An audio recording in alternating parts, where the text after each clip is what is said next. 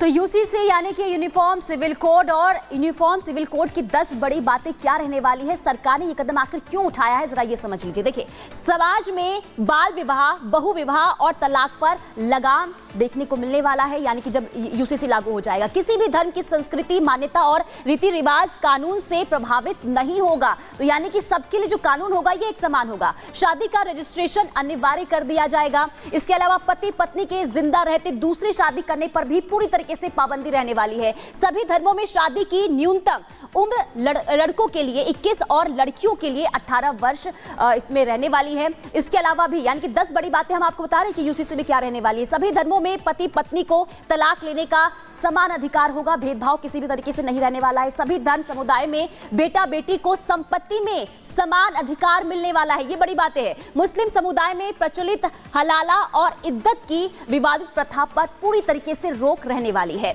संपत्ति पर आधिकारिक के लिए जायज और नाजायज बच्चों में भी भेदभाव नहीं देखने को मिलेगा।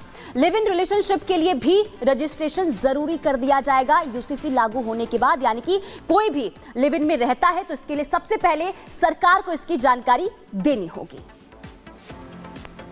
और अब खबरों में आगे बढ़ते हैं, बात करेंगे उत्तर प्रदेश की कुशीनगर में मदनी मस्जिद है जिस पर अतिक्रमण यानी कि अवैध निर्माण का आरोप भी यहाँ पर लग रहा है। ये कहा जा रहा है कि जहाँ पर मस्जिद फिलहाल बनाया गया है और मस्जिद के निर्माण को और ज्यादा बढ़ाने के लिए जो जमीन जो है वो हथियाई गई, वो पुलिस स्टेशन की जमीन है और इसके अलावा नगर निगम की जो जमीन है वो भी हथिया ली गई है। ये भी कहा जा रहा है कि इस मस्जिद पर अब बड़ा एक्शन लिया जाएगा, इसको ढाया जा सकता है। पूरी खबर आपको इस रिपोर्ट के जरिए बताते हैं।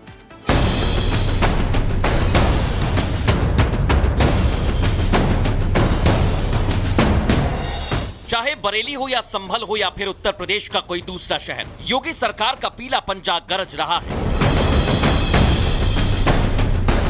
बुलडोजर के पंजे से कोई अतिक्रमणकारी नहीं बच पाया और अवैध के खिलाफ यूपी प्रशासन का मिशन बुलडोजर गति से चल रहा है। संभल में अतिक्रमण के खिलाफ एक्शन हो रहा है, लेकिन अब इसकी जद में कुशीनगर भी आ गया। कुशीनगर में अवैध निर्माण की शिकायत मिली थी। शिकायत मदनी मस्जिद के सरकारी जमीन पर अवैध तरीके से बने होने की थी।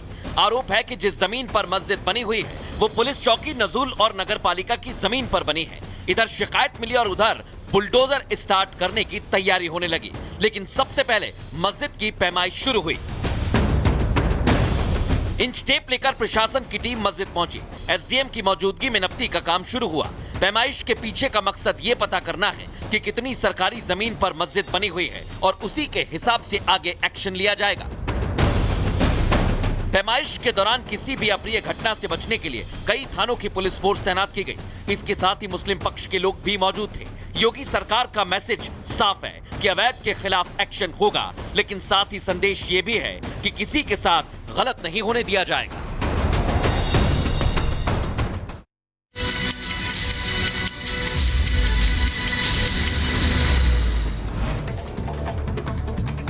मुंबई में गेटवे ऑफ इंडिया के पास डूबी नाव नेवी बोट की टक्कर की, पैसेंजर फेरी डूबी और हादसे में 13 लोगों की मौत हो गई। गेटवे ऑफ इंडिया के एलिफेंटा गुफाओं पर जा रही थी नाव।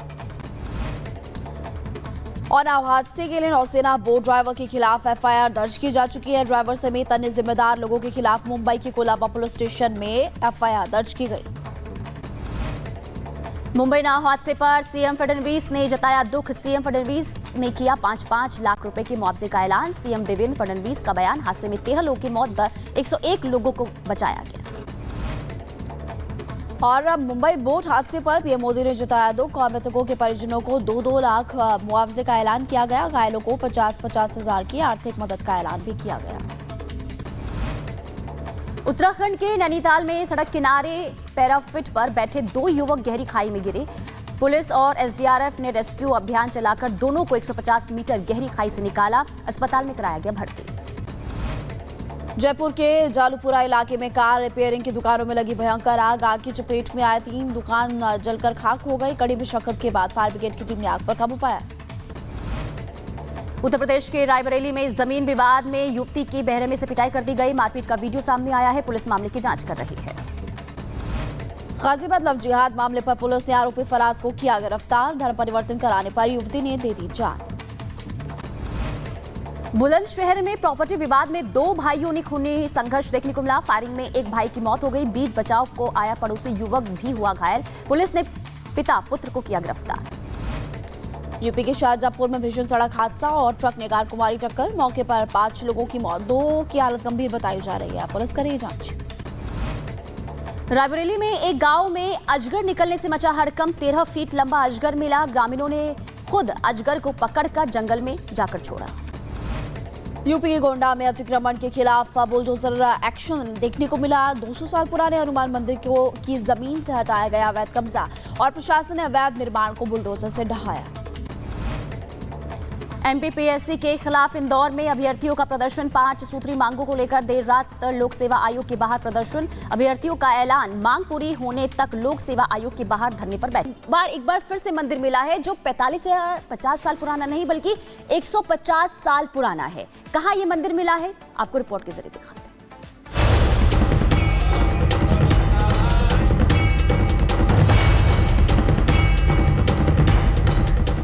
संभल में सनातन की कितनी निशानियां दबी हैं, उसका एक एक सबूत अब दुनिया के सामने खुलकर आने लगा है। 45 साल से बंद एक मंदिर तो इन निशानियों की बस शुरुआत है। अब तो निशानियों के तौर पर 150 साल पीछे तक चले गए हैं। संभल की चंदौसी में मुस्लिम बाहुल क्षेत्र में एक और खंडहर नुमा मंदिर मिलने का दावा किया गया। बताया जा रहा है कि मंदिर करीब 150 साल से ज्यादा पुराना है। मुस्लिम आबादी से घिरा होने और मंदिर का रखरखाव नहीं होने के चलते आज इसका अस्तित्व खतरे में है। सन 1857 में स्थापित मंदिर है। लगभग 152-54 साल ऐसे हो चुके हैं। और जो बांके बिहारी जी का मंदिर है, और बांके बिहारी के मंदिर यहाँ मूर्तियाँ स्थापित थीं, लेकिन जो मुस्लिम भालू क्षेत्र है लक्ष्मणगंज, चंदौसी का लक्ष्मणगंज जिसे बोलते हैं, और जैसा कि आप सुन रहे हैं लक्ष्मणगंज इसका नाम है, तो पहले जो हिंदू भालू बस्ती थी, नशेड़ियों को या किसी अराजक तत्वों को यहाँ बुलवाया गया और हौले हौले यहाँ मंदिर तोड़ना इन लोगों ने शुरू कर दिया, कभी मूर्तियाँ भी। और बताते हैं कि पूर्व में जो यहाँ पुजारी रहता था उसकी हत्या कर दी गई।